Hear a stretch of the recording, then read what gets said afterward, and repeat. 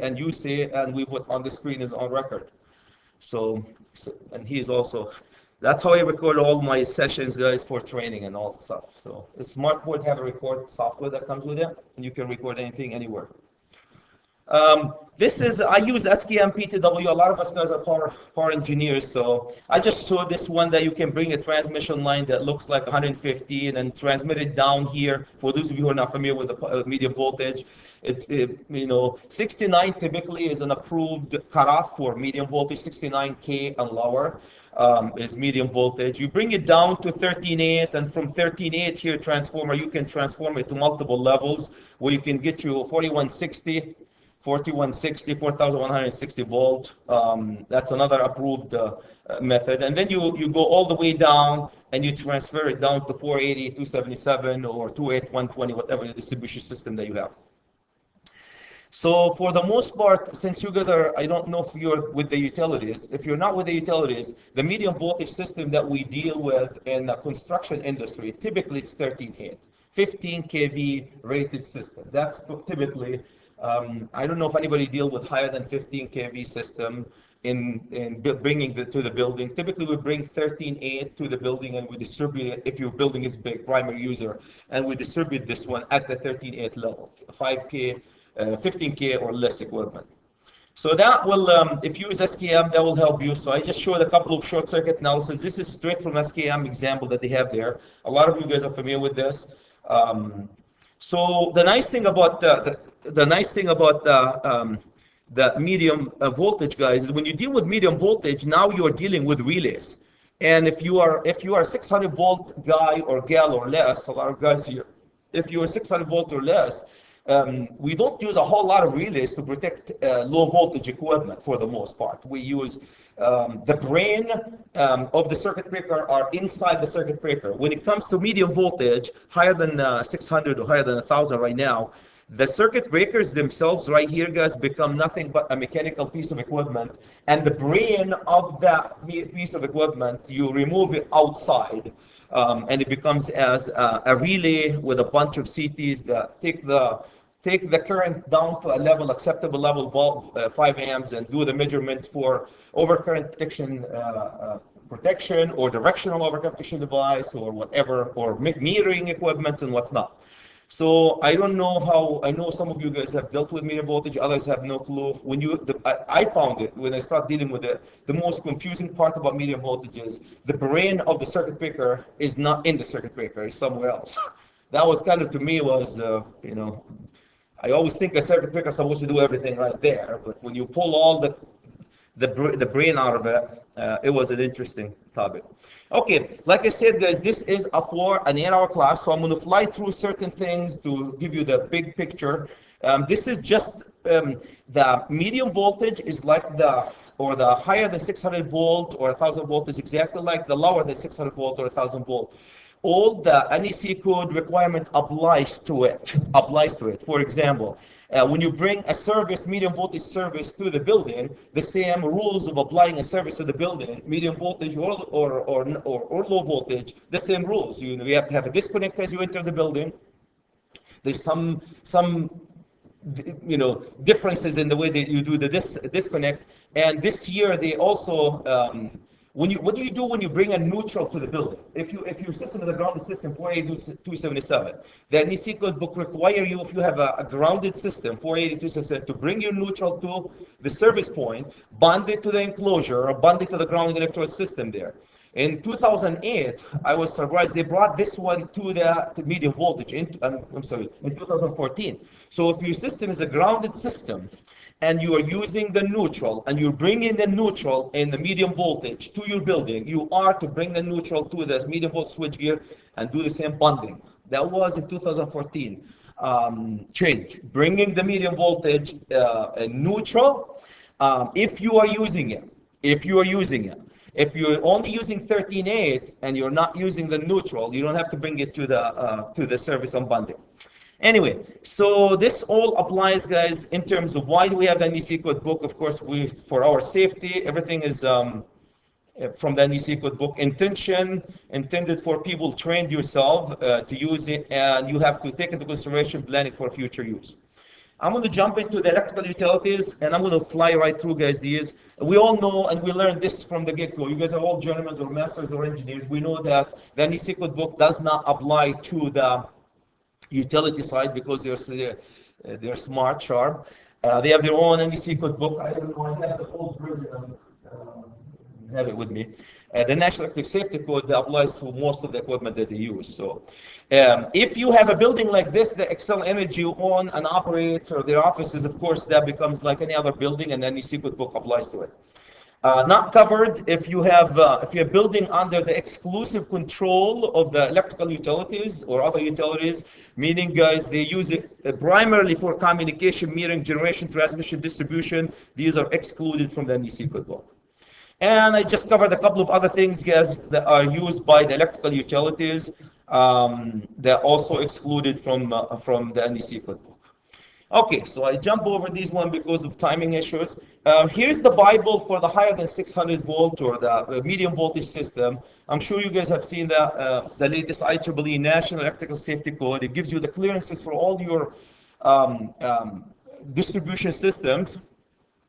So system and equipment operated by the utilities, this is typically our Bible. By the way, if you go to the Department of Labor and Industry, we in Minnesota adopt this one too. We adopt the National Electric Safety Code as well as the National Electric Code. If you are ever wondered if this is adopted by the Department of Labor, yes, that's enforced. Because we also use it for other than the utility. So it gives you a lot of exclusive overhead and outdoor clearances information.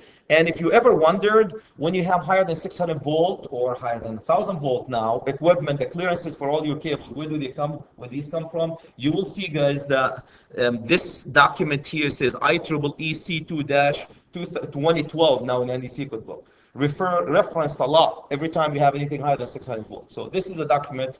And I'm sure a lot of you guys, engineers who don't have seen that book and have referenced it. When I was doing distribution 13.8, guys, that was our Bible for clearances and building the distribution system.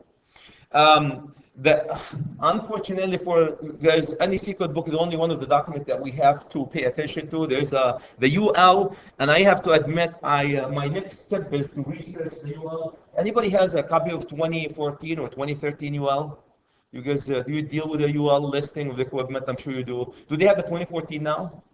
Is it 2013 or 2012? Or I have electronic. So the other thing is to go find the equipment, the listing in UL that they give to higher than 600 volt, higher than 1000 volt, or 1000 volt or less equipment. Do they have them? Do they have equipment right now and UL listing for them? So that's, you don't have a UL listing yet? Not that you know? No? Yeah. So that's kind of because if you need to have a disconnect that rated for 1000 volt or less, there has to be UL or other party listed. I have to admit, I have not researched this one, so you need to do. We have also a bunch of other articles, a bunch of other very smart organization, guys, that would deal with the medium voltage as well as the low voltage. ANSI switchgear, notoriously famous. If you're in the medium voltage, you'll hear all the time ANSI switchgear, ARC switchgear and what's not. IEEE, guys, put tons and tons in documentation. There's the colored books. And bunch of the colored books that they do, you have, if you're an engineer, and I know Ellerby Beckett used to have him when I was there, a whole full library of IEEE books, and some of them are directly related to the higher than 600 volt. I jumped directly into part 2 of the definitions, guys, and they have a lot of definitions here.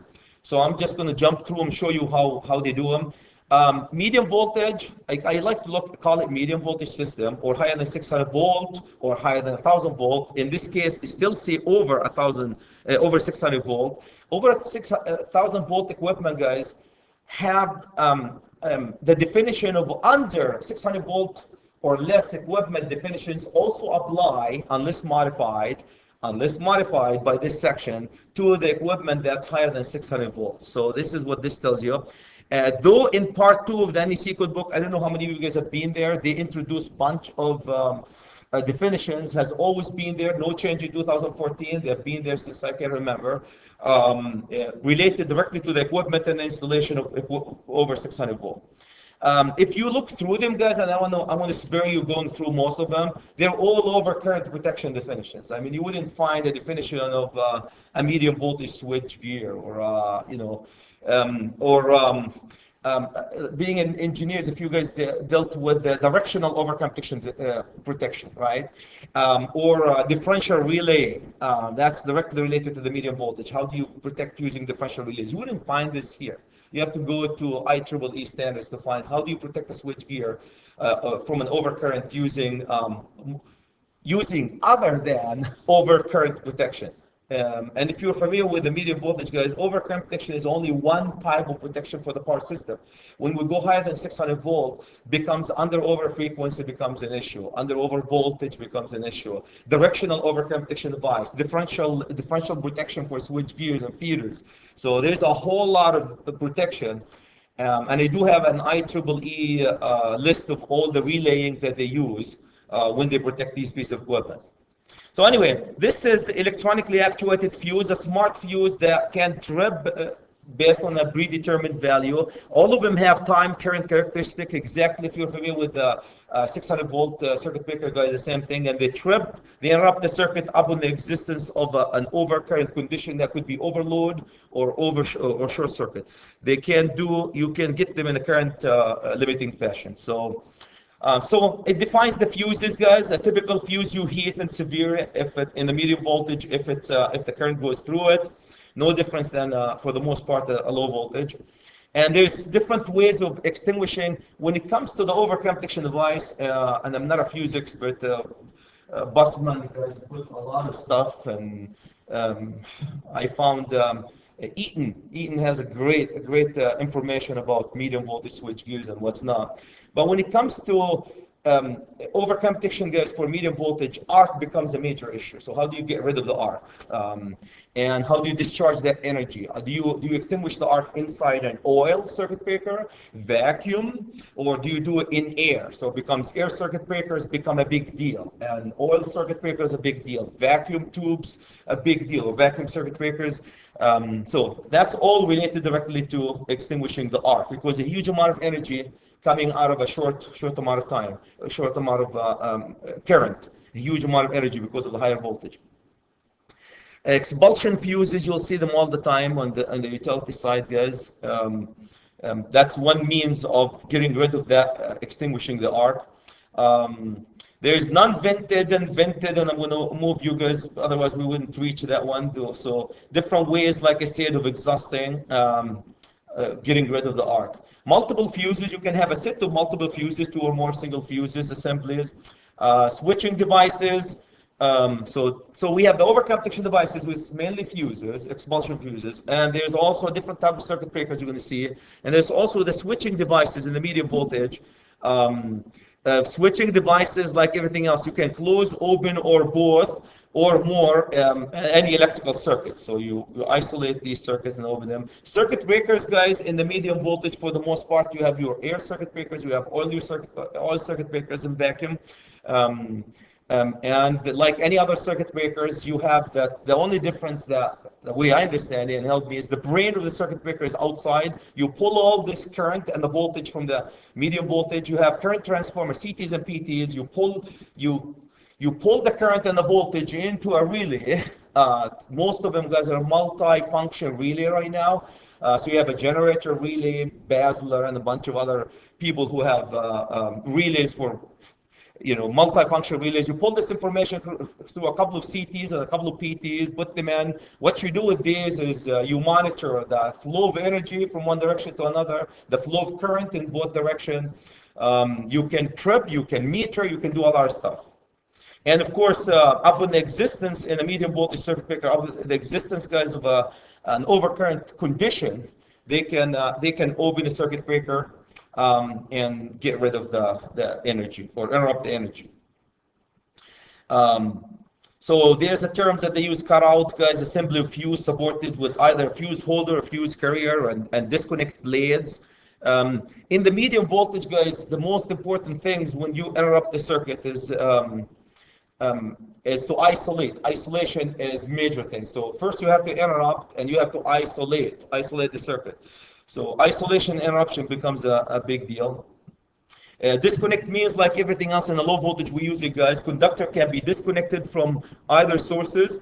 When you have a medium voltage circuit, like in a low voltage, you have to disconnect all the ungrounded conductor. The only difference with these disconnectors typically required you to ground the load side of the service. As you open the medium voltage, you are to ground and start working on it. You have to bond and ground phase A to B to C to neutral to the ground. So if somebody goes flip the switch and turn the light on, your chances of surviving is, you have a chance to survive. Unlike the low voltage, when you use OSHA, do you guys bond phase A to B to C to neutral to ground when you are working, when you isolate a circuit and work on it in 600 volt or less? You don't have to. In the medium voltage becomes big deal. Big deal. We'll talk about this one. So disconnect becomes a big deal in this. Disconnecting, isolating, switching. Utilities guys have sectionalizers and isolators. In the medium voltage, we don't do it in the building, but when they do the distribution system, the whole grid and your neighborhood and mine are tied together. There's sectionalizers that they can take this circuit to this circuit. Reliability becomes a big deal. Luckily, we don't do utilities a lot, but if you're doing building, you're going to deal with a lot of stuff. When you bring in two feeders, you're going to tie them together so you can switch this side of the hospital to this feeder or the other feeder. So sectionalizers and isolators become a big deal. Interrupters. This is another way of interrupting, guys. Switch capable of making, carrying, or interrupting a specified current. So these are different type of overcomputation device. Oil, you can interrupt. Correct me. I've never seen an oil circuit breaker inside the building for commercial industrial. Do you see that? Typically air circuit breakers or vacuum vacuum tubes, but air utilities love them, of course. The oil, air, or vacuum are three means of extinguishing the arc. Huge amount of energy. It was explained to me one time, guys, what does it mean to open a circuit up in a short circuit condition? If you are driving your car behind a semi at your speeding, so you're doing 100 miles an hour down 35W, and right in front of a semi stops, comes to a complete halt right in front of you, and you go right through it. That's what interrupting a short circuit is. Imagine the amount of energy that you're going to do. That's what happens if you have a 13.8 feeder and there's 200 amp on it, or 100 amp, just 100 amp on a 13.8 feeder coming to your hospital. When you interrupt that amount of energy, a huge amount of energy. So how are you going to get rid of that energy and extinguish the arc as fast as you can? Air is the cheapest. Then you can go oil. The oil will extinguish it, or vacuum is the best. So oil switches, the same thing there. In the medium voltage, guys, and again, correct me if I'm wrong, you guys are all into it, load interrupters become a big deal. Unlike in low voltage, load interrupters, you switch here on the wall, you can interrupt the load, right? In a medium voltage, load interrupters have to be rated to interrupt the load. If you have a sectionalizer, and that sectionalizer is not rated to interrupt a flow of 200 amp at 13.8, you should not, and you have a label underneath it, shall not be open under load, because if you interrupt it, you will arc, and you burn the equipment, and you hurt yourself, unless it's rated. So this is one way of oil switches that could be used just to interrupt the load, the flow of load, not the short circuit, just the flow of load, the energy. Regulator bypass switches is another one that you can have. Okay, so these, I was surprised when I started digging into these many years ago over the medium voltage, how limited the amount of information about the over 600 volt in NEC could book in the definition. Like I said, the Eaton Cutler hammer, guys, if you want to get into the more information about switch gears and build up, GE can have tons of, I learned a lot from the information that they have about how they build their switch gears and circuit breakers and what's not. Okay, any comments, any questions? Have I warned you guys I have two speeds, one fast and the other one is faster? Did they say that? And to add salt to injury, I came late, so I am speeding even more now. As we go through it, guys, especially because of the change in 2014, and you will hear people saying that 1,600, keep an eye on wherever the 600 located versus the 1,000. So, and I summarize to you the changes. Equipment 1,000, and 600, wiring method 600 really is, for the most part. Okay, a few things, guys, about this is general requirement. Tons and tons of information here about how do you set a switch gear in a building and have clearances in the front of your switch gear. You guys are familiar with the 600 volt or less switch gears and switchboards. You're going to give them from 3 feet all the way to 4 feet and dedicated space and what's not, and working space. In the medium voltage, no exception. There's tunnels also where you put 600 volt, still says 600 volt, and manholes for 600 volt. So for the most part, my focus was on this area, guys, in the equipment. I just listed these just so you know. If you're dealing with the medium voltage, guys, when you deal with medium voltage, all the other rules also apply to the medium voltage. For example, you can't just put any piece of equipment. It has to be approved, listed, examination, identification. All these coming from part 1, which is supposed to be for 600 volt or less, also applies to the medium voltage. For example, conductors, equipment shall be acceptable only if approved by the authoritative jurisdiction. That's a low voltage. Same thing applies to the high voltage. Examination, voltages, the voltage level of the equipment, circuit impedance and coordination. Look at all this stuff that you guys are familiar with. Mechanical execution of work. Can you do a sloppy job when you do a medium voltage because it doesn't, deteriorating? Can you put a switchgear in a place where it's going to be, in 2 years, it's going to be rusting? All these rules apply to the low voltage. We all know that. The transfer directly into the medium voltage as well. Cooling. As you mount your switches and circuit breakers, you have to put them in a place where allow ample amount of cooling, natural cooling around this. So anyway, arc flash labeling. Would you think, you would hope so, that you have the arc flash label for your medium voltage switchgear, right? So all these guys, same thing applies. Disconnect identification. The only thing that becomes probably a big deal in both of them, when you have CTs, you guys are familiar with CTs, they take a 4,000 amp, the CTs, and they convert them into a beautiful 5 amps or 1 amp if you're in Europe. They use a 1 amp system. 5 amps, 4,000 amp, 5 amps, or 1,000 amp, 5 amp, depending on the CT that you do. And why do we do that? The last thing you want to do is put 4,000 amp into a meter or into a relay. Imagine the coil. That would be Tesla coil if you want to put 4,000 amp into a meter or into a relay. So when you use them, if you don't use them, you have to short them. Otherwise, you're going to have a huge amount of voltage that could be lethal. So we short them.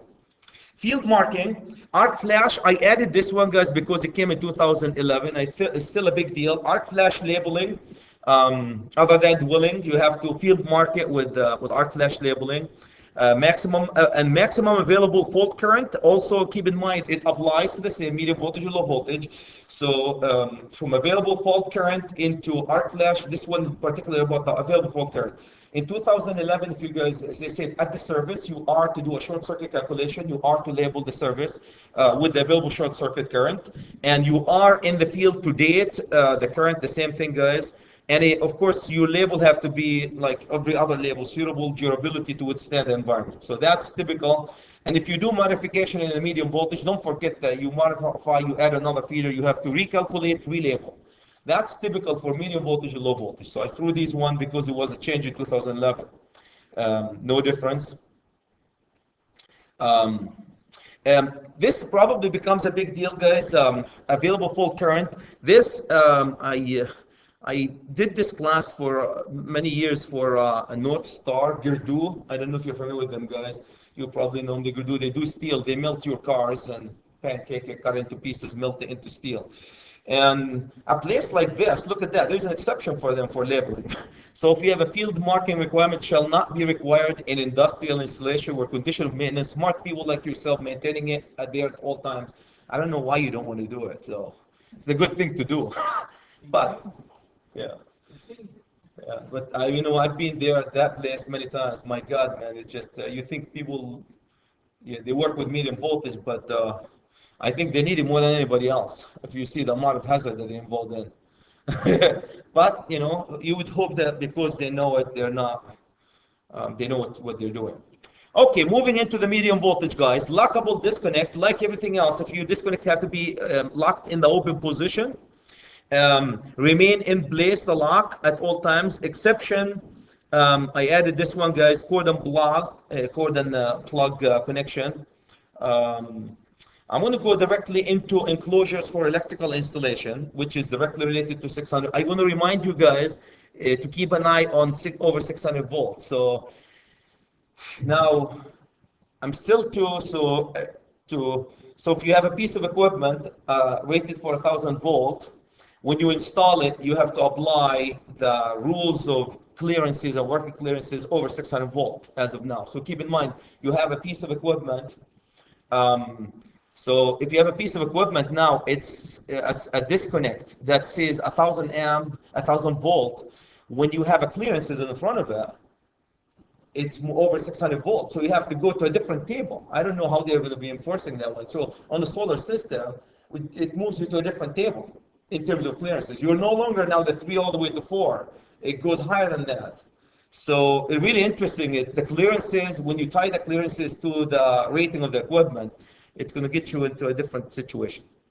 Okay, enclosures for installation. If smart people working on it, no problem. We can put them in considered accessible to qualified people if you vault them or you put them in a room or a closet or walls or what's not. The type of enclosure, guys, have to be constructed according to the nature and degree of hazard. That's no difference than any low voltage.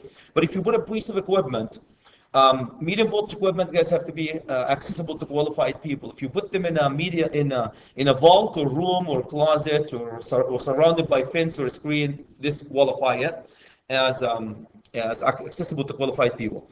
Electrical installation in walls and screen and fences. If you fence them in, you want to make these pieces of equipment only qualified for or accessible to qualified people. So instead of put them in a vault, you want to fence them in a switchyard outside. They get you clearances, fence minimum. The minimum height of the fences that you have to do either 7 feet or 6 and a foot and 1 barbed wire and what's not. So these are minimum distances, and also they have a minimum distances from the live parts. This is typically utilities. We don't do this. I don't know if you guys deal with it unless you're in the utility. You have a switch yard outside, and you fence them in, and how far you have to move these live parts from the fence. So what's interesting is, take this. Now, if you have a 1000 volt disconnect, 1000 volt rated disconnect for a solar photovoltaic system, and suppose that's exposed, of course, and you want to fence it in, that you have to move to this table to get you the clearances, which is typically, that's only if it's exposed. But anyway, what gives me the kick in 2014 is any equipment 1000 volt or more, remember, now we shifted you all the way to these. You have to pay attention to all these over 600 volt clearances around equipment. So I always like to bring to your attention, guys, this number here, all this information is coming from the National Tech Safety Code, so the Bible for the medium voltage guys. Here's what they're talking about. I don't know if you guys installed something like this, a switch yard, and these are even enclosed. These are enclosed stuff, but typically if you don't have any transformer like this one, exposed, energized equipment, you have to have a clearances, height of the fence as well as the clearances from the fence. If you vault, put the equipment in a vault to get them accessible to qualified people, they have a rating for, I found this is really interesting, a rating for the floor and the ceiling and what's not. That's where you get your coordination with your structural engineer so they can build you the vault. So for example, sheetrock vault is not acceptable. Studs and wall board, you would hope so. In the medium voltage, you're talking about block or concrete rooms, right? If you have exposed equipment. So you have structural integrity. You have also minimum fire rating, and also stud and wall is not acceptable. Very clear from here. These would be when you're coordinating with your architects and the builders. Tell them that's the type of the room that I want to put in. Floor, look at also they have, now if you're building a vault to put your electrical equipment, and when you build a vault, guys, this means your electrical equipment is exposed. You can have hot equipment. They're not enclosed in an enclosure. That's they're not in an enclosure. So the floor also, they have, you're looking at 4-inch thick floor. And if you have any stories underneath, if you're the 13th floor and you're putting a switch, an open switch gear there, they'll make sure also it has a fire resistance 3-hour. Is that be equivalent to 4-inch thick concrete? For the most part, 4-inch equivalent to 3-hour rated. So that's a few information about putting exposed, energized, medium voltage equipment in a vault. Exposed, energized, medium voltage equipment in a vault. Doors, look at the doors that you use also now. If you are coming from the interior of the building, your door have to be 3-hour rated door. Anybody install a 3-hour rated door? 3-hour rated door, fire. That would be an expensive door to install. And if that's not enough for you, the authority having jurisdiction can also get you to do the exterior wall opening too. If you have a door that goes exterior, they can apply the same rules to it. If you don't want to buy a 3-hour rated door, then you can sprinkler it and it lower it down to 1-hour rated. So it goes all the way to 1-hour rated. So if you sprinkler. Any comments, guys? Correction, please jump in any times. Locks, like you would expect, guys, if you have exposed equipment, it has to be locked and shall be kept locked at all times, accessible to qualified people only. Doors, you have to have a panic door. So a personal door swing out and be equipped with the panic bars and pressure plates and what's not. They changed this language in 2014. You'll see it, guys. Instead of saying be equipped with the panic bars and pressure plates or others, can't remember the term they use. Did you guys see that? They changed it. It's something like it has to be rated as an emergency door or something like this. I have a language, I forgot how it looks like, 2014. If you decided to put an oil transformer like this one right into a vault, of course your transformer, the vault will completely transfer into, now you have oil and containment and what's not, so we'll refer you directly into the section that talks about vaults. That's another 2 hours, guys, transformers and vaults for medium voltage. So the rest is just for switches and switch gears and what's not. Indoor installation, if you put indoor installation accessible to unqualified people, the public, then you have to enclose them in metal enclosed equipment. Now you're talking about completely enclosed, metal enclosed equipment. You put them inside. If they are for unqualified people are there, and you have to also have appropriate signs that say be aware. You put all these signs for them. And also they have to be designed where if somebody's decided to stick something into that switch gear, it's not going to go right to phase A. Ground due to phase A 13.8. So you're looking at an enclosure that completely enclosed like this, so it's hard to defeat it. If it's accessible to the unqualified people. Accessible to unqualified people. So you get into an enclosure that's completely protected. Accessible to qualified people like yourself. If it's accessible to qualified, then you can have this access to the switches. You can see it, no problem. You can put him in a room, lock him. How do you make him accessible to qualified people? You put him in an electrical room and lock him, right? Only access to high voltage on the door, access to qualified people only. That one here, it could be in the parking lot, right? Sitting in the parking lot here, accessible to non-qualified people, right? This one room doesn't have to be a vault. It could be a room enclosed and marked and what's not. Then the only thing you have to pay attention, guys, is a couple of things about circuit conductors, the type of conductor that you bring there, and for the most part, the working space and guarding, and minimum space separation. Typically, this is for equipment, how far that phase A can go from phase B and what's not. When I was reading through this, guys, it reminded me when we were doing utilities. In the utilities, they build the switch yard. You build the switch yard, so you decide how far you can put the phases from each other. Typically, in a building, we don't build the switch yard. You buy a switch gear built already by manufacturers, and you put it there. So you don't get into to decide how far I'm going to be putting these two phases away from each other inside a building. Utilities do, though. Now you go outdoor and you do the same thing. You make it accessible to unqualified people. Shall be with, you have to do elevation and protection by elevation, like anything. As when you have 225 article tells you they have to protect them by fence them in or elevate them if your equipment are outdoor accessible to unqualified people. If accessible to qualified people like yourself, a switchyard is a good example. You walk in, everything is energized.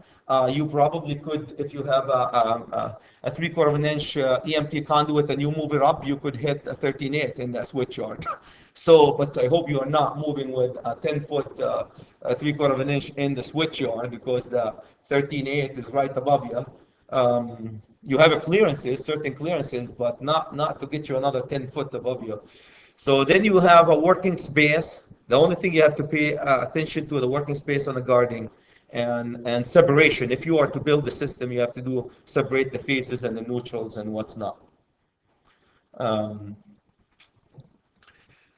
So this talks about ventilation, guys. Same thing. If you're outside, you have to, the foreign objects, if you stick something, you don't want to insert it through the openings, are deflected from energized part. We're exposed to the physical damage. You have to guard them. If there's a truck that's going to run right through them, so you have to put something to protect them from somebody running into them. That's your enclosed equipment accessible to, that's completely enclosed. I can put a medium voltage switchgear, guys, in the parking lot, completely enclosed. You know, but you have, the only thing you have to do is like everything like the utilities do all the time, is you can't stick things and reach the ventilation, especially ventilation, because you have to ventilate these transformers. If you're going to stick something, you're not going to go to any phases, hopefully. But if you want to defeat it, you can always defeat anything. And if there's a truck running right through this medium voltage or transformer, you have to put some guard to protect them. And for people who are inquisitive like my son, you also, when you put the nuts and the bolts, make sure they don't open, you know, so they do them tamper resistant. You can't open the nuts and get into the medium voltage switchgear and what's not. Cannot be readily removed. And bottom of the enclosure, if it's less than 8 foot, the enclosure door shall be kept locked at all times. And that's what the type of the enclosure that you would see. It's same thing for the medium, for the low voltage too. That's type of enclosure, tamper resistant type of enclosure when you put them, when they access to the public outdoor. Now you can put this one indoor in a vault if you want to. Any comments, guys? Any questions? Comments, questions? Same thing for the medium volt, and a lot of this stuff, guys, if it sounds familiar to you, very similar to what we do in the low voltage, and very similar. Enclosed equipment accessible to unqualified people. We have doors and covers of enclosures used solely as a pole boxes and what's not. If you put them underground, guys, enclosed equipment like an underground, you have to lock them and bolt them and screw them, one option. Or you have to put them there 100 pounds. Do you think a kid will be able to open 100 pounds? Or you can, now these are the, you know, we always say, being engineers, guys, what you see is the bare minimum. You can always have them 100 pound and lock them at the same time. So 100 pound or over 100 pound will qualify it as unaccessible for unqualified people.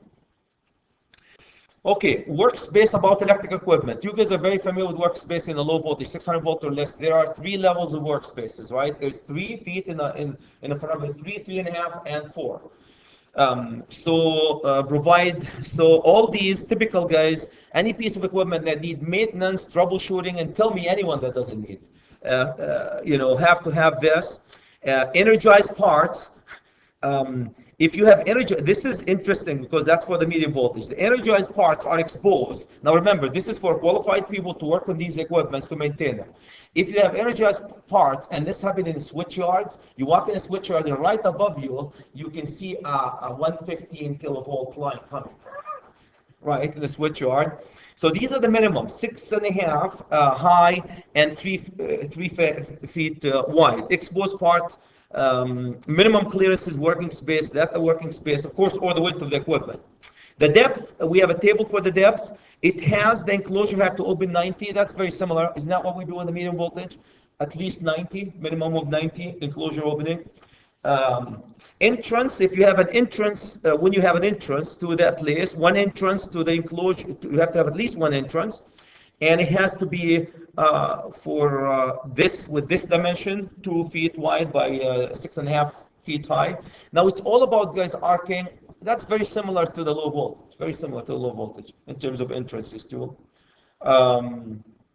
So we have the entrances. This is just the clearances. No difference than 30. This is no difference than 600 volt switchgear. Same requirement. Wherever the piece of equipment is wherever you need access while energized, you have to apply the clearances. That's no difference than a low voltage switchgear.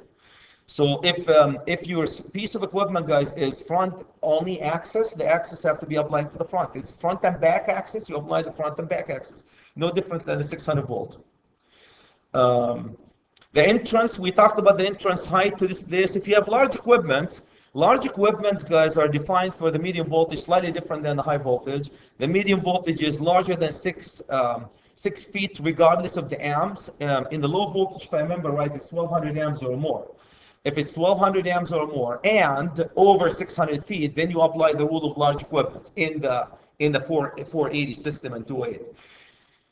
And you're familiar, guys, I assume everybody's familiar with the clearances for low voltage equipment, right? So for the medium voltage equipment, it doesn't matter what the amps are, and anybody knows why, because 50 amp in the medium voltage equipment could have 10 times more power than 3000 amp on the low voltage. You know, power, guys, is voltage current. Move the voltage up, the power goes up. Move the current up, the power goes up. Either one of them will get you a huge amount of energy. One entrance at least at each. If you have these large equipment, then the code requires you to have 2 entrances from both sides. One entrance from both sides. Typical, guys. Here's an equipment, piece of equipment, and you need access, so you have to have an entrance from both sides. One entrance from both sides. There's one little problem. What happens if this is let's just say this is Hennepin Avenue right here, and how are you going to do an egress path all the way down Hennepin Avenue that side? So then they have options like in the low voltage, double the clearances in front of them, and bunch of other options. You have either 2 doors for large equipments, or you have a couple of options. Unobstructed path. You guys are very familiar with that. So it looks something like this. So you reorient the switchgear. This is typical for low voltage, no difference. You reorient your switchgear. So if there's a ball of fire chasing you right here, you have only one option to go, right? Which is this way. No trapping. It's all about trapping you guys in an area where there's a huge amount of energy because of an arc flash or a short circuit. So that's unobstructed. Extra working space. And if you are very familiar with this, because that's the same thing we do in low voltage. We double the clearances in the front of the piece of equipment. So what we do for the pieces of equipment here, unobstructed, if you double the clearances, I don't know, say this was supposed to be 6 feet, you double it, it becomes 12 feet, and then you only need 1 door. It comes very handy being an engineer. We have engineers, guys. It becomes very handy when we fight with the architects to get us more real estate, or we'll be more creative. I think this is more creative when you lay out your switchgear. Lay it out where it faces the door. You have the option of laying out this way or that way towards the door. So, and that's no difference than a low voltage, really. Guarding, as you walk into this area, guys, you don't want to. As you walk in from the entrance here, do you really want to have 13/8 wire standing right here waiting for you? If there's a 13 wire right in there waiting for you, that could be, right? In a vault, that could happen. Then you have to guard it. So we're remember, a wire in a conduit doesn't do anything. We're talking about energized, bare conductors that you can touch. Over 600 volt, you have to guard them. They shall be suitably guarded. So if you have anything, and that happens, typically we don't do it in the construction. We don't do that. We come with conduits into the switchgear. Utilities do, though, in their switch yards, and they have live conductors. Entrances, any entrance, guys, within 25 feet. This is the word I was looking for. any entrance within 25 feet have to have, of course, open in the direction of the egress, be equipped with listed panic hardware. Did you guys see that? That's a new language that they use in the 2014 to describe pressure plates like these and whatever. So they have one word now to describe all the lingo that used to say egress door, basically. So that's what I was looking. It's called listed panic hardware, rightfully so. Rightfully so, that was a change in the language that they use for egress doors. So it has to be an egress, basically, a door equipped with listed panic hardware. So you don't have to twist things, a big ball of fire chasing you, just throw your body on the plates and it will open for you. If you decided to put your piece of equipment in the mezzanine, or you have to, or a platform, which come in, guys, what you need to do is you need, of course, to have access to these pieces of equipment with a permanent means, ladders or stairways. Working space, equipment require examination while energized. We talked about, now you need a working space for these equipment. We'll talk about the working space in the direction where you're working, right in front of these pieces of equipment. And some of these, and distance. How do you measure the distance from live parts? Very few of us guys deal with live parts. Typically, it's enclosed like these. You're looking at enclosed parts, so you measure from the enclosed part, like in the low voltage, right? Have you guys gotten into any fight with the inspector over 6 inches here and 3 inches here and push it, you know? So utilities though will have a substation. We had a project one time with in one of the small towns, and they have an open switchgear. Have you guys walked into the bottom of medium volt switchgear with oil circuit breakers in the back? Unreal. You can walk in, the switchgear is open, and you can walk in the back. Now most of the switchgears are closed, right? Metal enclosed switchgears. And right, I will never forget that one. Right inside the switchgear, if you look above you, you see the cover walking in, and low voltage circuit breaker sitting behind you. And there were 2 low voltage guys. They were sorting out what seems to be Cat 5 or Cat 5E cable inside the switchgear. You know, if there's a short circuit right there, they look like low voltage. Unreal, inside the switchgear. They used to have the face, you have all the, the relays on the face, and behind it, you see the cover build. And so that's as ugly as it gets. Okay. Here's my question for you guys. Now, now you have a piece of equipment. Here's your clearances. We have condition. You guys are very familiar with the conditions, right? Condition 1, sheet rock. Condition 2, grounded object, concrete block. Condition 3, 2 hot objects facing each other. Where would you put the disconnect that you just bought for your solar photovoltaic system, or a panel, or an inverter that you bought, and this is rated for, and you're running at 1,000 volt, right? That's what the 1,000 volt is going to do to us. There's equipment that running at 1,000 volt, rated for 1,000 volt. That's where you're here now. So you get in here, right? That's going to be right in here. Nominal voltage to ground. So we're going to be nominal voltage with, what would that be to ground? If your system if it's a low voltage and it's a grounded system, that will be you go take the voltage, that will be the grounded, that will be the voltage to ground. So you're going to be in here. So here's your 3 conditions basically. These are no problem because for most of the time number 4 is, so you might have to add an extra foot.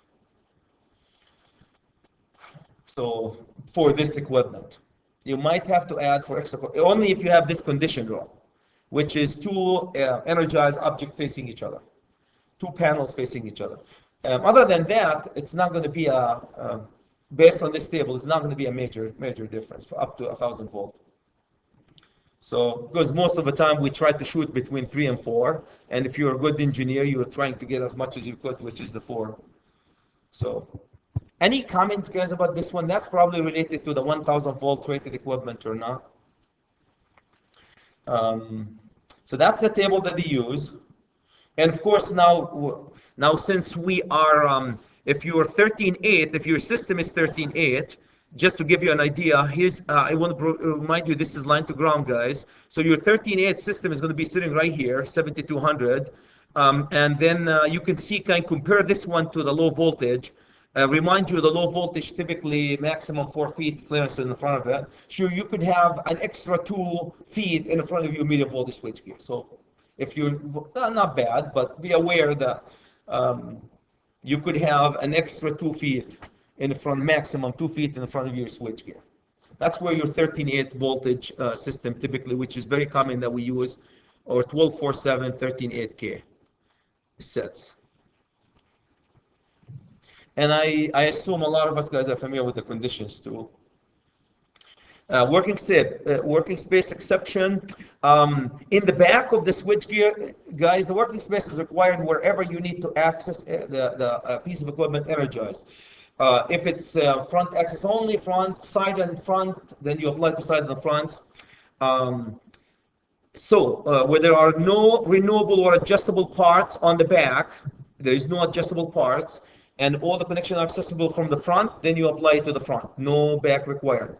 So the rear, now you have a piece of equipment, guys, that you do not need access to the rear of it, except if you are to change things while the system is de-energized. You still have to have you still have to have 3 feet. So long story short, unless the medium voltage piece of equipment is front access only, no need to change anything in the back, dead or alive, you still have to have at least 30 inches behind your switchgear. So that will be, so if you have a medium voltage draw out switchgear, you need to apply, so this is a medium voltage draw out switchgear. You're bringing your cable from the back, and you're putting all your circuit breakers in the front and compartments for each one of them. You need to apply, because you need access to the back. I don't know, maybe thermal imaging the back. That will be tested. So you need to apply the clearances in front of the back. If you have an interrupter switch, which you don't really need to go in the back except to change certain things, cables and what's not, then you apply that 30 inches feet. 30 inches just for, so that 30 inches just working dead. You can't work energized. Any comments about this one, guys? If you're being, a lot of the time, guys, we end up with, this is very common too, bring just a fuse disconnect into the area. And it's front access only. You only need just front access. The back needed just to cable it, and you don't cable things while energized. Terminate them. Then you have a 30 inches just to get you clearances to get you to the back of the piece of equipment to install your conduit, your cables during construction. Any comments, guys? Any questions about that? Drought, switchgear, front and back. Separation from low voltage. You have to separate the low voltage and the high voltage, and the low voltage and the high voltage. Now, what is the low voltage and the high voltage? Right now, based on is it the 600 volt or is it the 1000 volt, right? Based on the systems, the wiring system is 600 volt. The equipment system, guys, says 1000 volt. So you're looking at 6,000 all the way to 6,000 volt, basically. You need to separate them from the high voltage. You can't put them in the same compartments. It makes sense. Exception for this one, separation between the low voltage and the high voltage inside the equipment or the volts or what's not. Separation if the low voltage is dedicated for serving the equipment in like high voltage vault or room or enclosures, so they have to enter the vault or the enclosure of the room, guys. Then you have to keep them permitted to be installed, blah blah blah, all the way, but accessible to qualified people only. So you could have a low voltage coming inside the switchgear as part of your control system to that switchgear, or a low voltage in the vault as part of your receptacles or lights or whatever you need in that vault. Accessible to qualified people only. So, working clearances. Locked rooms and guarding, guys, exposed part, if you have a vault or anything that has exposed parts like these, exposed parts, I can't emphasize, exposed parts have to be locked at all times. If you have a qualified people monitoring at all times, there is no locks. I don't know how important that one. Typically, guys, we're engineers. You put them in a room, you lock them, you have a label there that do not enter except for qualified people, and you move on. Um, Permanent sign, you have to have a sign there. And of course, the sign have to say danger high voltage keep out. These are where you get the signs that says danger high voltage keep out. Um, doesn't mean you apply it. This is a new in 2011. Danger signs shall meet the requirement of 110.21b. Now they have a requirement, guys, for a brand new in 2014 about how the sign have to look like and description of the sign. So that's low voltage or high voltage. They refer you to this one. So just FYI. Here's your entrances. Illumination, of course, if you have an illumination in the area, which you must, you have illumination shall be arranged. So you're going to put the illumination, guys, in a place where the people, especially, now look at this, oil circuit breakers like these or switches. Do you really want to put the light right in an area where the guy who is changing the bulb is going to sit right into 13.8 or 4160? But this is more utility, guys. I've never seen a commercial industrial building installed system like this. You would see an old, well, that's probably most likely utility work too. You've seen it, yeah? Okay. Old, yes. Old parochial school. Yep. In the old set, you're absolutely right. Not new, old, yep. I walked into the room and my hair on my arms. Yeah. And imagine changing the bulb right there. And everybody knows, guys, a short circuit, if you have a shock from a high voltage, your chances of surviving is nil, literally. So it's not like you go to the hospital.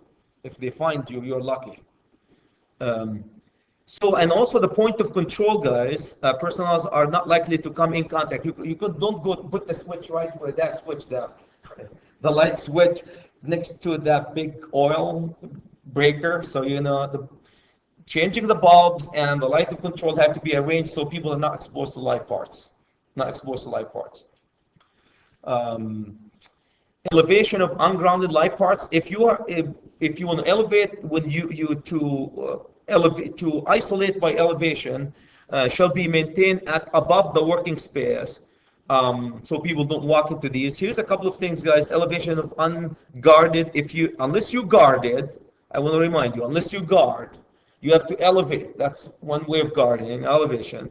And look at the voltage that typically this is nominal voltage between. Now here's another thing. I don't know if you guys have noticed. Have you noticed that some of the tables take the nominal voltage line to line and others line to ground?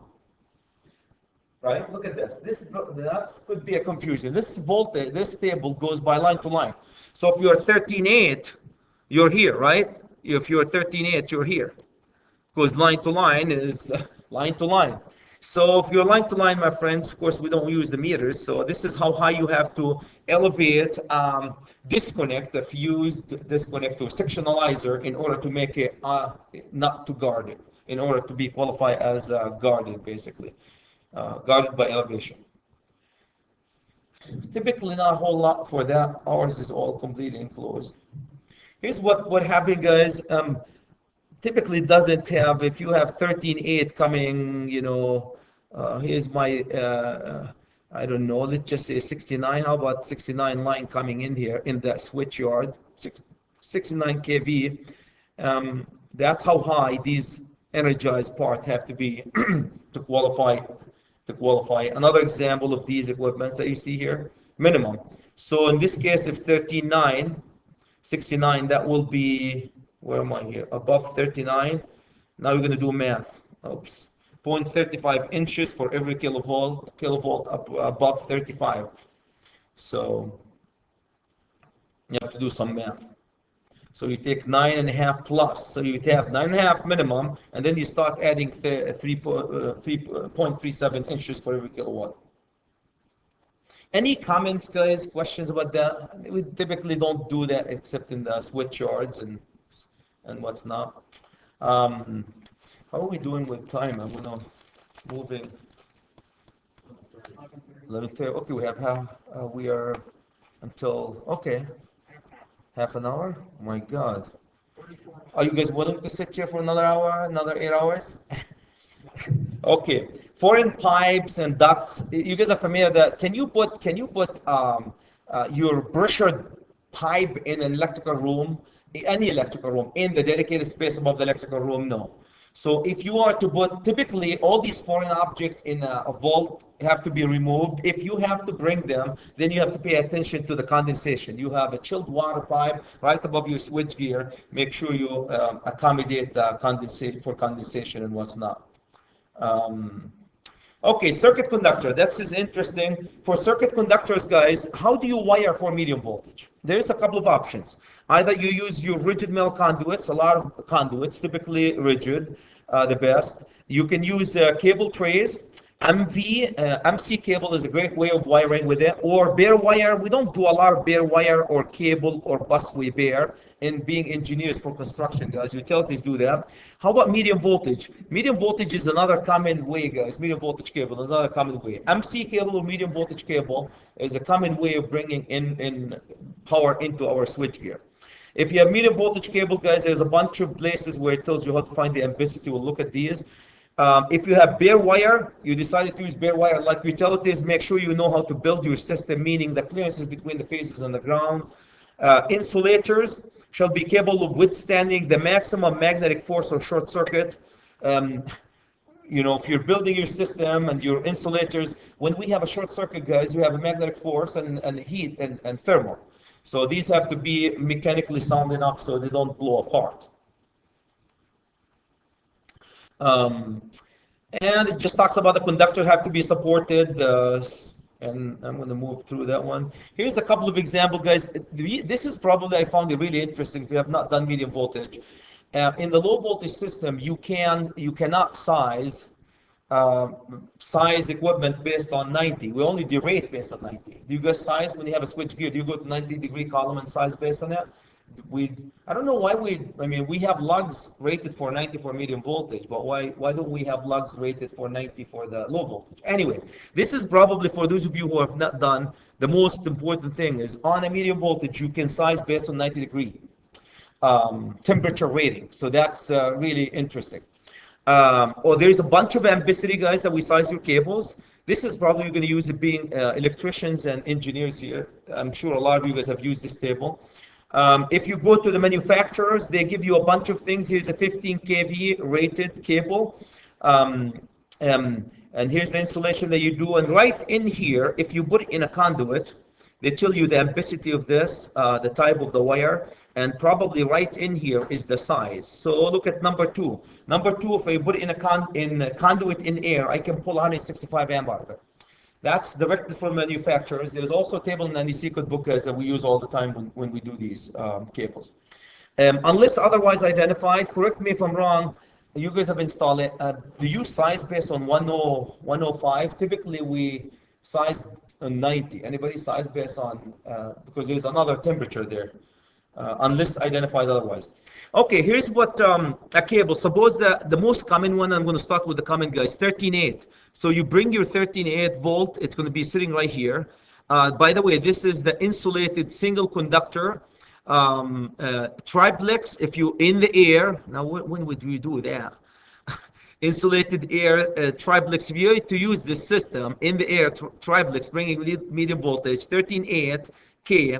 And here's your temperature rating. Here's we're using medium voltage in the air, MV-90, and I'm going to use 4-aught just to give you an idea what a 4-aught gas can carry you. 4-aught can get you 345. To give you how much 4-aught can carry at 600 volt? 230, right? If I remember right, it's 230. So can you guys see how the amps, you can pull more amps out of a lot of these stuff. How about 500? Let's look at the 500. We're very familiar, a lot of us are familiar with the 500. Look at the 500. Remind you, this is up in the air though. A 500 medium voltage cable up in the air, triplex, can pull 580 volt. In a 500 can pull 380, mind it, right? We use it all the time. 380 if you put in a conduit 600 volt HHN.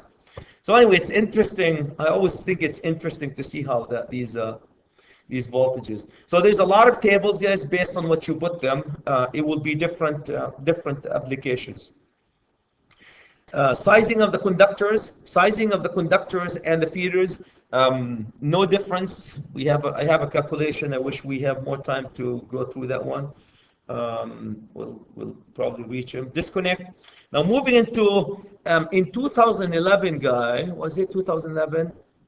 They have outside branch circuit and feeders over 1,000 volt. They added, I think, in 2008, if I remember, or 2011. What happened if you have a medium voltage cable going from building to building? This is applied to it. So you have to have a disconnect. What happened if you take a low voltage? Take a low voltage, 600 volt, take it from this building to feed another building. What do you do when you enter the other building? The first thing you need to land it is and then disconnect, similar, same thing, disconnect. As you enter, you have to do your grounding and bonding on the second building. Very similar, guys. The only thing is the disconnect does not have, if not readily located in according to this, so typically readily accessible. If not readily accessible for the medium voltage, then you have to have some linkage, mechanical linkage to Sharia. For multiple buildings, if you have an industrial established multiple buildings under, that would be like all these manufacturing facilities. They can be it shall be permitted to be electrically operated by readily accessible remote control, blah blah blah, in a separate building. So you can have your disconnect in a separate building than the building that you're feeding. That's probably different than the low voltage. It is different than a low voltage disconnect. That's special for the high voltage. These are all similar, guys. The disconnect have to be able to disconnect all the ungrounded conductor. Have a fault closing not less than the maximum short circuit fault closing available as at its supply. Fuse switches.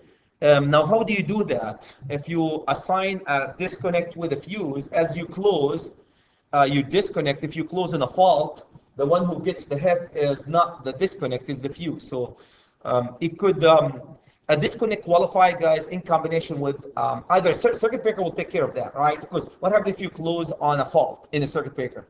It opens. What happens if you close a disconnect in a medium voltage in a fault and it doesn't have a fuse to handle it? It'll blow apart. So they allow you to use the fuse disconnect combo to handle the closing mechanism, to close in a fault.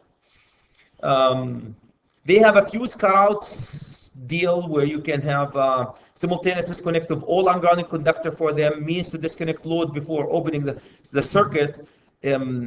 Look at this, means when it comes to disconnect, guys, either they have to be load interrupters, they're rated to interrupt the load, or you are not to open them.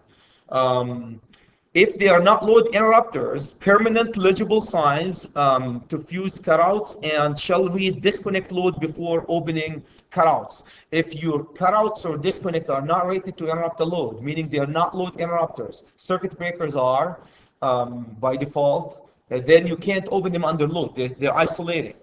So, and there's stories and horrific stories of people, guys, opening them under load and blowing a big arc, burning equipment.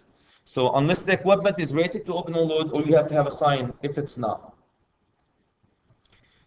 Disconnect shall be lockable in 2014. This is a new info for you. I'm sure you guys have done that. In 2011, they no longer tell you the locking mechanism have to be there at all times, blah, blah, blah. They have a section 110.25 apply for high voltage and low voltage. Whenever you need a lockable, they refer you in according to 110.25. If you guys go there, it will tell you lock have to be there at all times and what's not.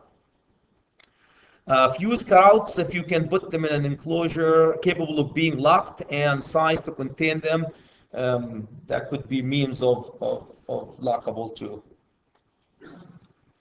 This is very similar, guys, to any other disconnect. They have to be an indicating type. Up means on, unless you have double throw, where it takes you from two different areas, and permanent flag or directory. If you have two feeders, you guys are familiar with that. You bring two feeders to two services to a building. You are to identify these two disconnects for the two services.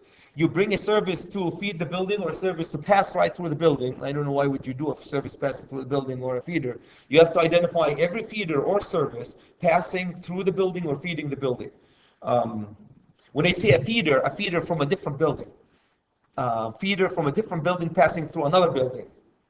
Or a service, two services coming to the same building. This is typical for low voltage and high voltage. This is not typical. Inspection and testing, medium voltage, unlike low voltage, guys, not a whole lot about testing and pre-testing, blah, blah, blah. If you're an engineer, so pre-energization operating test, you have to do that one before you start. And look at this one, complete electrical system design. That was changed in 2014. They want to look at your design. Now that's where you hire Mr. Engineer or somebody else to do, engineers typically, to do all this design, including settings of the overcome protection device. Switching control circuit shall be prepared in advance and given to Mr. Authority having jurisdiction, and you would hope your inspector will know how to read the settings for directional overcome protection devices.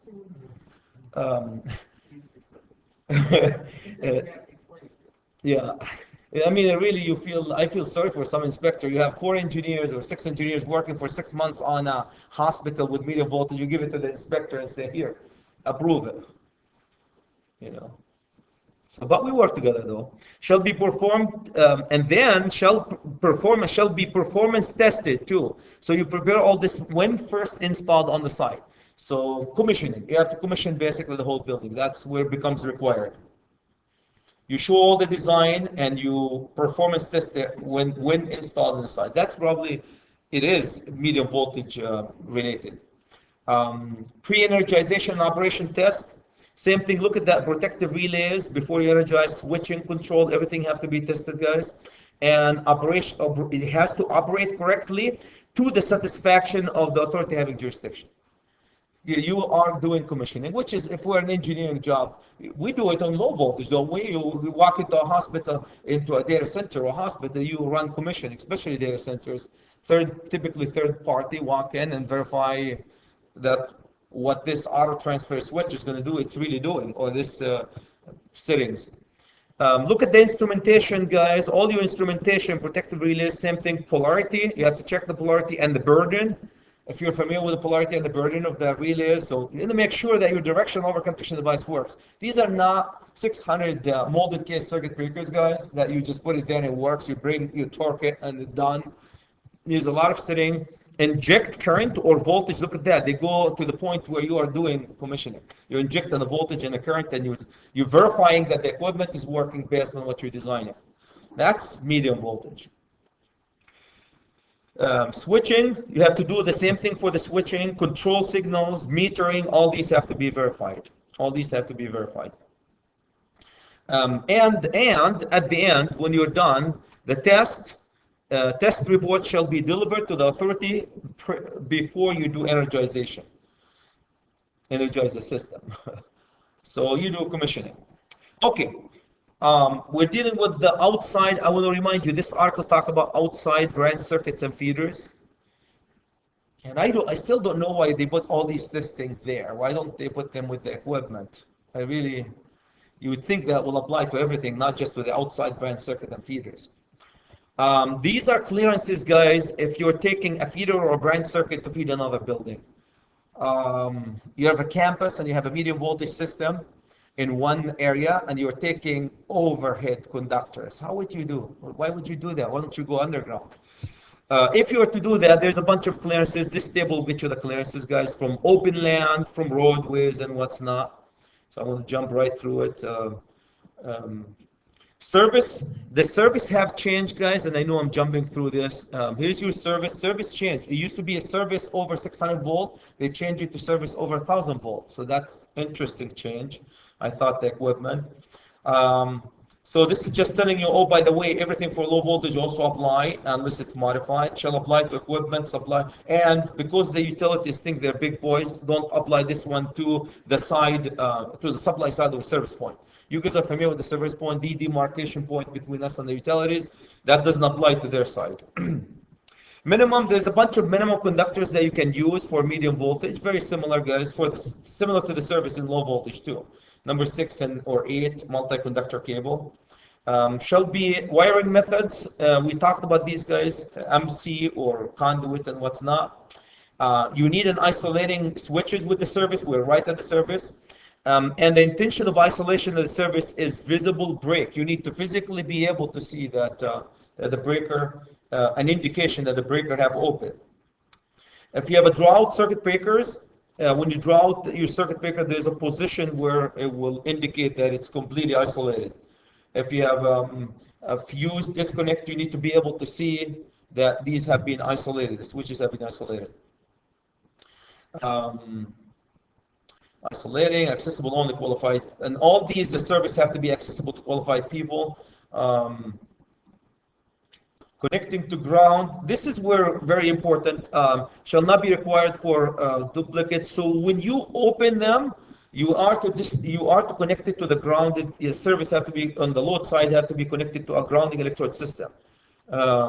What this means is, as you open the disconnect here, you ground the load side, not the line side. So that's a requirement on the medium voltage service. You connect it to the ground. So not on the low voltage. This is just showing how the utilities do it. I'm sure you guys have done that. Before you work on any piece of equipment, if don't they tell you guys when you have a generator, you're supposed to have an auto transfer switch because you can kill the lineman there? You will never kill the lineman there because, unless it's a distribution system, bigger system, guys, they ground these all the way, they take them to the ground, the conductor here, and this is going all the way to Mother Earth. So if you are to energize the system, the fuses will take care of the protection, or the energy will go directly to the earth. Location, it has to be located on the building unless approved, guys. Overhead underground distribution system on the private properties. You can put your disconnect not in a readily accessible location if the disconnect can be mechanically linkage from a readily accessible point or electronically. So it doesn't have to be in readily. So that's an exception or a divergence from the low voltage where it doesn't have to be in a readily accessible location. Then it talks about types, guys. Simultaneously disconnect, typical, guys. A closing fault is not less than the maximum short circuit. If you close on a fault, you'll be able to take it. Fuse switches, same thing. The fuses can help the disconnect take care of the closing on the fault, and you have to open all unguarded conductor. Multi-building in industrial establishment, guys, you can locate it in a separate building. You can have the service to the building located in completely different building. But look at that, industrial multi-building installation under single management, and then electrically operated by readily accessible remote control. So you can have your service disconnect means in a factory or industrial establishment located outside the building that's service in a completely different building. That's separate. That's different than what we said. We talked about this one, protection requirement. I thought this is interesting. Always interested to me. How do you size your conductor, guys? Not exceeding. When you size your conductor, here's multiplier for you. You can take with you. If you're putting a fuse on the cable, 6 times the ambiguity of the cable. That's how you size the fuse on a medium voltage cable. If you put a circuit breaker, 6 times the maximum. I can't emphasize the word maximum. 6 times the ambiguity of the conductor. And these are, since medium voltage circuit breaker, guys, are relay driven, so these are the settings of the relays. So you multiply by the setting of the relays. Where do we do this in medium and low voltage? We don't do a whole lot in low voltage unless you're doing motors. We go 3 for fuses, right? 2.5. So your circuit breaker can be 6 times larger than the amp rating of your conductor. But it's still protected, guys. It will protect it. Determine the emitting value of the current in excess of the tripping, melting point, and so you have to do. So what we do in the medium voltage, I use, and I'm sure you guys use a SKM will get you the relays, overcap protection relays, and you coordinate, make sure you're protecting your cable from short circuit and ground fault, and the load is lower than what the cable can handle. Restrictions on remember that circuit breakers cannot continuously running at 100%, right? You have to pull so if you have a 100 amp circuit breaker continuously, you can only pull 80 amps out of that continuously 3 hours or more. That does not apply to the medium voltage. That's a change. You are to provide, it doesn't say required, it says permitted. Surge arresters, so you can take care of any spikes and the voltage created by lightning and what's not. And if you service equipment, the way you build the equipment for the medium, make sure you go review the 490, which is the Bible for building the equipment, clearances from the ground and face to face. So it talks about the switchgear construction here, guys, which is the most common with them. A little bit about switchgear installed. What the switchgear is made of. Look at the substantial metal structure, and do not put it over combustible floor. And of course, if you are bringing higher than 35 amp service, so we're talking about service here, to the building, you are to put it in. You have two options. Either it has to be landed into a switchgear, or you have to vault it.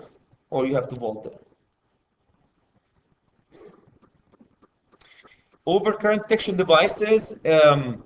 Overcurrent protection devices for medium voltage, exactly like low voltage, guys, you have to install it at the point where the conductor receives the power. There's an exception. I guess there's always alternative, meaning I bring my feeder here and I put my circuit breaker right here, way down. If somebody like you guys have done an overcurrent protection coordination,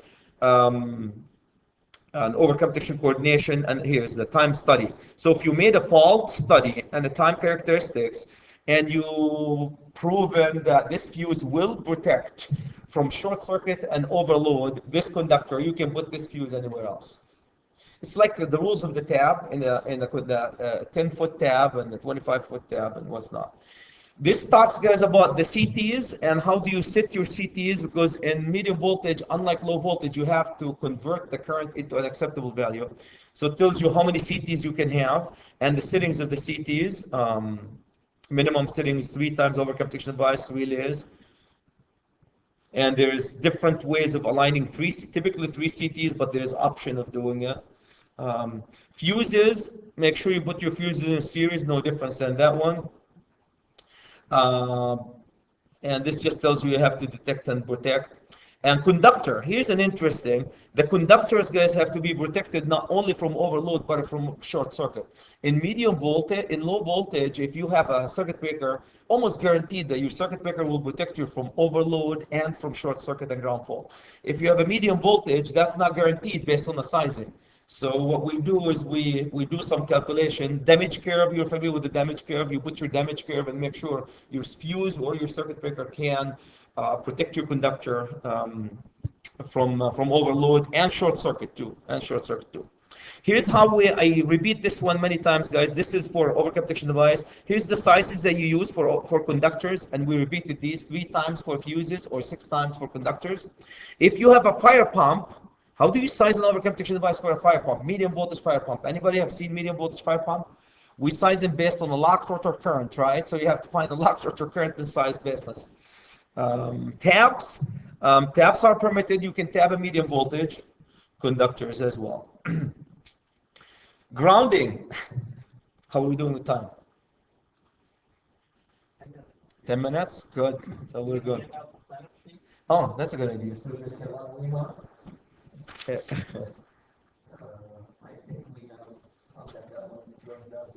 So for grounding, guys, system over 1 kV permitted to be grounded.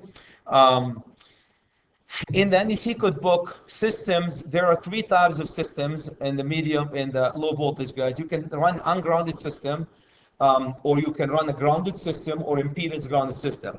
In the low voltage and the high voltage, the same thing. You can, for the most part, you can run grounded system or ungrounded system or impedance grounded system. For utilities, for us, the construction side, the building, hospitals, we typically don't care about the neutral. When we bring 13.8, we use the 13.8. We don't use the 7200 to wire the homes like utilities do. They take one phase, take 7200 and wire a lot of homes from it. So we tend to, we get a grounded system and we work with it. There's different installation, so system neutral point. A major difference, guys, is multiple grounding points.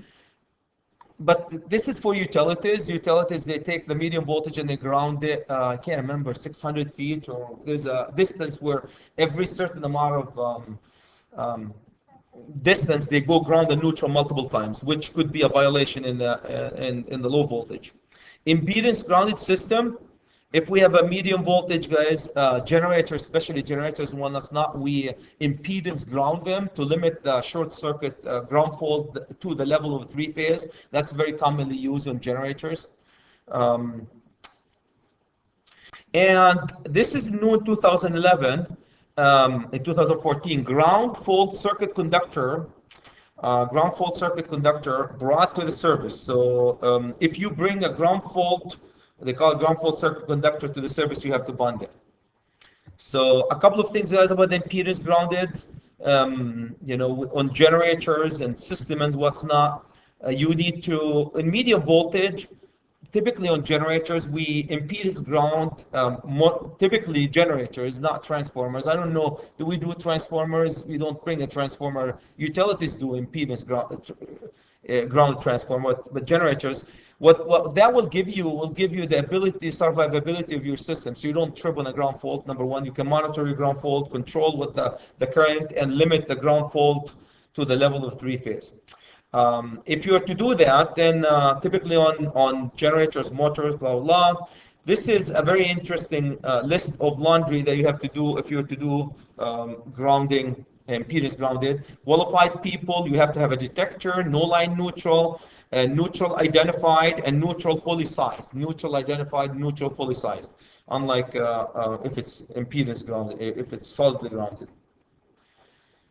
So equipment grounding, all exactly, guys, like in the low voltage, equipment grounding and grounding electrode system, right? These are terminology you guys familiar with. Equipment grounding, you are to ground all the medium voltage switch gears with an equipment grounding conductor. Size based on the overcome protection device, a tripping of the relays. Your relays, if you're tripping at 200 amp, you size it based 200 amp. Grounding electrode system, if you have a medium voltage switch gear, you are to create a grounding electrode system, a steel of the building and what's not, and you are to size it based on 250.66. I don't know if you guys remember, that came change in 2011. Before that, it didn't tell you. There's minimum that you have to use. These are the minimum that you can use. And these are typical, if you look at them, the same thing, I believe, in the low voltage too. Grounding multiple points and what's not. Equipment grounding conductor, guys, so that's for, these are minimum for grounding electrode conductor. Here's also a bunch of minimums for equipment grounding conductor. Everybody's familiar with grounding electrode conductor, equipment grounding conductor, what's not. The shield of the cable can be used as grounding electrode conductor if it's approved and if it can handle the ground fault. That's what it tells you, and there's a bunch of them. And how do you size a grounding electrode conductor? And you guys are all familiar with 250.122. That's exactly, if you have a medium voltage cable and you don't want to use the rigid that you put it in as your equipment ground conductor, you can size it based on the tripping of the relay based on 250.66.122. So this just talks about the MC cable when it with the type of the shield, the sheath that comes with it, if it's approved or not. If you have a grounding system at alternative at a substation, you have to apply the same rule, guys, of grounding any. And this came change in 2011, 2014. If you have a fenced substation, you have to ground all the fences and what's not. So that's new. That's completely new in 2014, like I said. Metal fence for a medium voltage substation within 16 feet. If they are within 16 feet, you have to ground them. And there's different ways of grounding them, guys. So bonded to grounding electrode system with the wire type bonding jumper, and it will tell you bonding jumper should be installed at each corner and at 160 feet intervals. So we don't do much of that one, but if you put a substation outside fence, then you have to start grounding the fence. Utilities do that, guys, all the time. So there's a whole list, guys, of laundry that you have to do for that. That came change in 2011. And this is again metal structure. If you have metal structure close to your medium voltage, and look at the exposed conductive metal structure, including guy wire. We don't use a lot of them. 8-foot vertical and 16 horizontal of exposed electrical wires have to be bonded too. That came into 2011. And you guys are familiar with the shield of the circuit breakers, the shield, not shield of the cable, grounding the shield. Now this shield will qualify as an equivalent grounding conductor only if it can handle the ground fault based on the setting of the relay that you have. Otherwise, it just shielded, the cable. So surge arresters, a lot of stuff, huh? How are we doing with time? Surge arresters, guys, installed arresters on the premises wiring of over 600 volts. Surge arresters are supposed to take care of any surges in your system. Use is not permitted. Rating is less than the maximum continuous phase to ground power frequency voltages. So there is a whole list of them connected to each ungrounded conductor that you do. Permitted to protect a number of interconnected circuits, so it doesn't have to be, can have multiple circuits in a substation to protect you. And they have different ways of doing them, guys, different rating based on MCOVs and look at the IEEE standards that you can do them.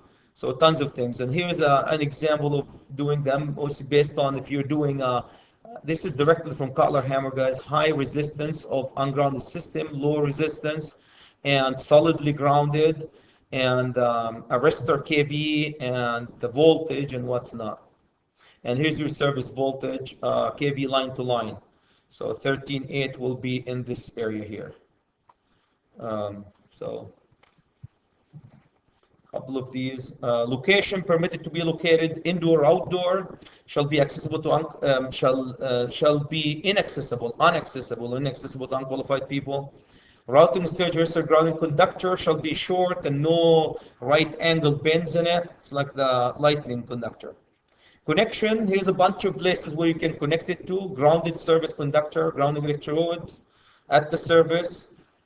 And the minimum that you can use is this number when you tie your surge arrestor. So my time is up. Keep going.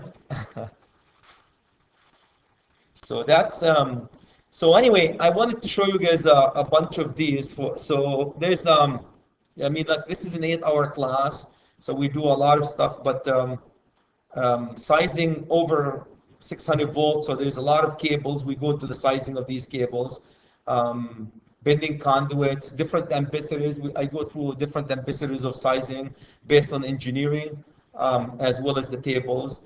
I thought this is a really nice list. The ones who have been in my class, guys, next time. This is the list of how to size conductors, especially the engineers among us, based on different applications. In a conduit, here's one example. For example, this one is 3 single conductor cable in a conduit in air. That's probably, these 2 tables are you babies. Typically, we bring only 1 feeder, guys, down to the equipment. And again, in ducts and what's not, and we go through all the ambiguity calculations. So that's what I wanted to show you guys. There's a few things about the overcome protection device. The only thing overcome protection device, remember that 300 for fuses, 600 for circuit breaker, that repeats itself in the feeders and overcome protection device and the fuses and what's not. Conductors, guys, based on 90 degree and 105. Thermal protection, grabbed a couple of things. You guys are familiar with this curve, how to do thermal protection for this curve. Luckily, if you're an engineer, if you're an electrician, you can use this based on a short circuit size of conductor. If you're an engineer, you can use an SKM, guys, and SKM will get you a size. Huh? Grab it up. Okay. So this is, like I said, this is what I have, guys. If you're interested in this PowerPoint presentation, drop me an email. Let me put my email here. I know I need to wrap it up. I apologize. We came late. Let me put my email here.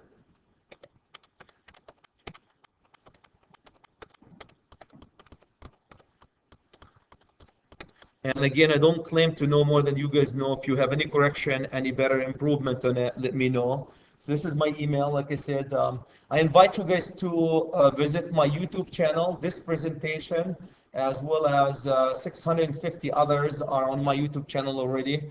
1,400 hours. Correct me, I like the correction. We all learn from each other. So I want to thank you guys for coming to a tough topic like medium voltage. Not many people are interested in that topic. And if you're interested in load calculation, I'm doing a presentation this afternoon about commercial industrial load calculation, more exciting, I guess, than we deal with things. So that's it. Thank you. Thanks.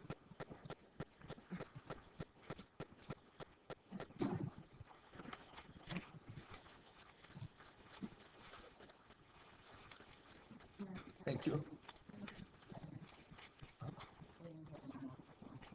To the floor. Yes, yeah. And then you have an hour to get ready for it. Hi. Oh, yeah.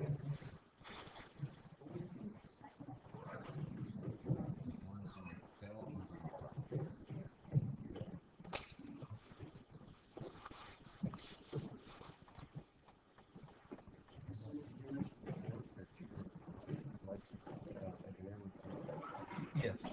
Let me get my I'm recording here a second. I'm recording too here.